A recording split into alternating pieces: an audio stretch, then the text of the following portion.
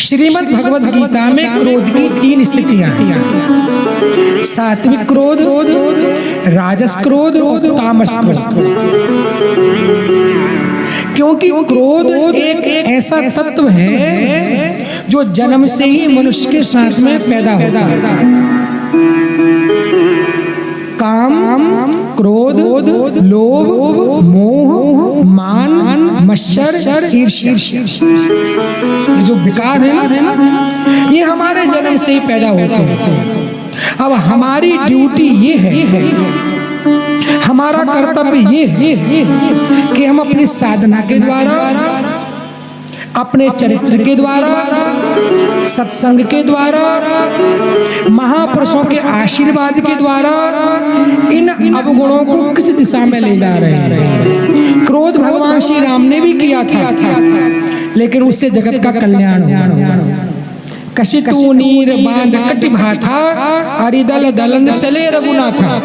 एकदम भ्रुकुटी टेढ़ी करके गुस्सा होकर के रावण की ओर भगवान राम दौड़े जा रहे हैं। ये सात्विक क्रोध है, ये सात्विक क्रोध है। क्योंकि भगवान को लगा कि यहाँ पर क्रोध नहीं किया जाएगा, यहाँ पे दंड नहीं दिया जाएगा, तो पापी का नाश कैसे हो। और पापी का नाश नहीं होगा तो पाप का नाश नहीं होगा। इसलिए क्रोध सात्विक होना चाहिए। हमारा क्रोध भी कल्याणकारी हो, किसी काम को बनाने के लिए हो, किसी को शिक्षा देने के लिए हो। भैया ब्रह्मा जी को बहुत बड़ा क्रोध आ गया। अच्छा एक बात और बताऊं, गुस्सा क्यों आता है बताइए, गुस्सा क्यों आता है?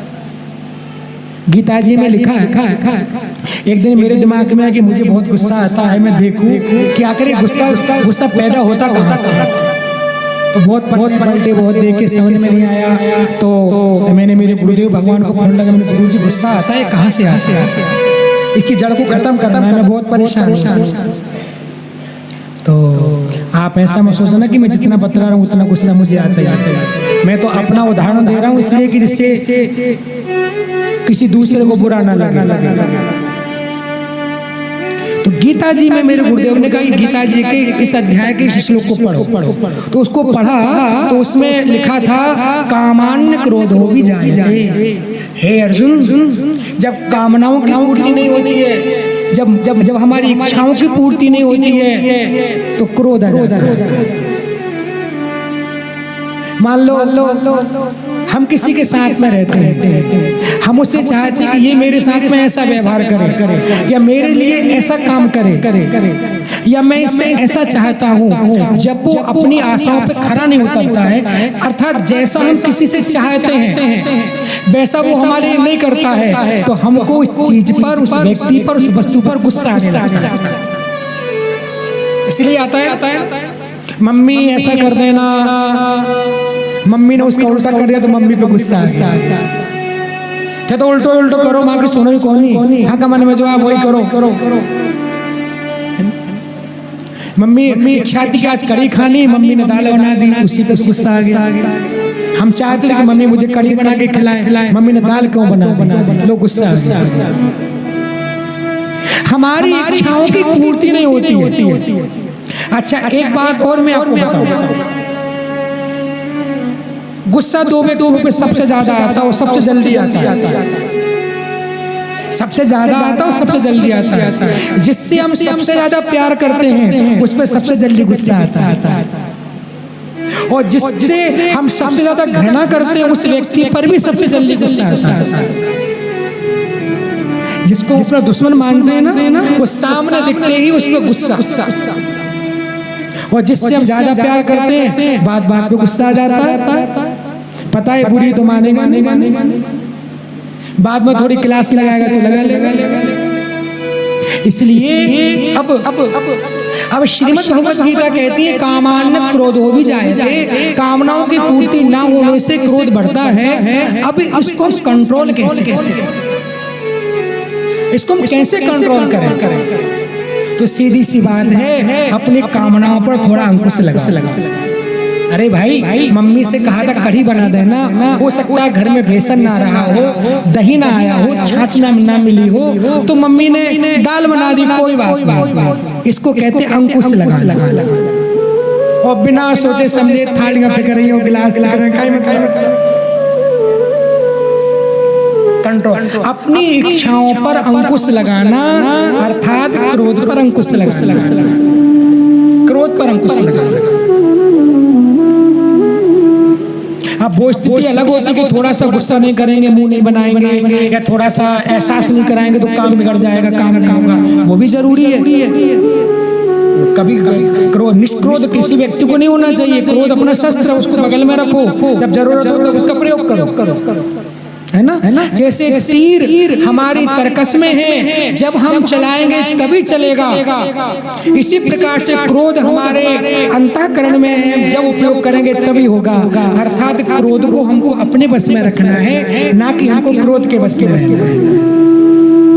तो दो सिद्धांत हैं, एक तो अपनी इच्छाओं पर अंकुश लगाना, और उससे भी ज्यादा बेटर वेस्ट है, उससे भी ज्यादा, सबसे ज्यादा महत्वपूर्ण है अपनी इच्छाओं को बिल्कुल सीमित रखना।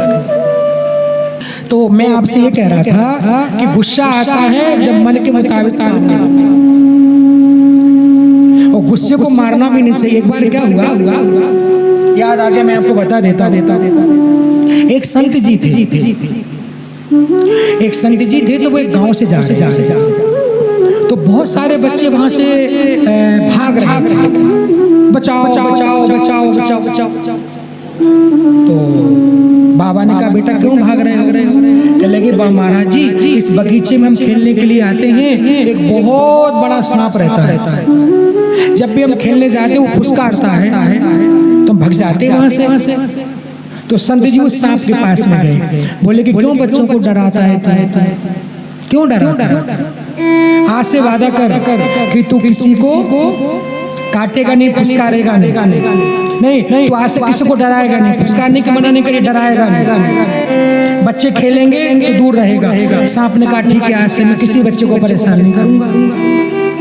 अब सर्दी का समय था, सांप बिल से बाहर निकल के धूप ले रहा था, बच्चे खेलने के लिए आए, तो एक बच्चे ने उठाकर कंकड़ी ली, वो सांप के मारी। तो सांप ने कहा, ना बाबा, मैं तो नहीं फुसकारूंगा, मैं तो नहीं डराऊंगा, मैंने बाबा को वचन दिया है, गुरु को वचन दिया। तो बच्चे ने कहा कि यार ये सांप आज कुछ नहीं कर रहा है, तो उसने एक पत्थर और मारा। सांप ने कुछ नहीं कहा, तो सारे बच्चों ने एक पत्थर उसको मारना शुरू कर दिया। फिर एक बच्चा गया लकड़ी लेकर के, उसको ऐसे किया, सांप ने कुछ नहीं कहा। अब तो बच्चे लकड़ी लेकर उसकी पिटाई करने लग गए, और इतनी पिटाई करी कि एक पेड़ की डाल पे उसको लटका दिया, अधमरा करके। अब सांप कहे, भैया मेरे गुरु को वचन दिया है, मैं तो कुछ नहीं करूंगा। एक दो दिन के बाद में गुरुजी फिर वहां से निकले। गुरुजी ने कहा कि अरे सांप, तेरी दुर्गति किसने की? कहले, गुरुजी आपके सत्संग ने करी है, किसी ने नहीं, आपकी शिक्षा ने दुर्गति करी है मेरे। क्यों? क्या आपने तो कहा था कि बच्चों को डराना मना। अरे मैंने कहा, मैंने तुझे बच्चों को डराने के लिए मना किया था, अपनी रक्षा के लिए, फुसकारने के लिए थोड़ी मना किया। जब तुझे पता है कि सांप एक ऐसा प्राणी, इसको देखते ही मारने का मन करता या भागने का मन करता, या तो मारने का मन करेगा या भागने का मन करेगा, और सांप अपनी रक्षा के लिए फुसकारता, वो काटता जल्दी नहीं है किसी। संत जी ने कहा, भैया अपनी आत्मरक्षा के लिए कम से कम फुसकारना, थोड़ा कठोर बनना बहुत जरूरी है, नहीं तो ये लोग आपकी वैसी गति कर देंगे जैसे बच्चों ने सांप की कर दी।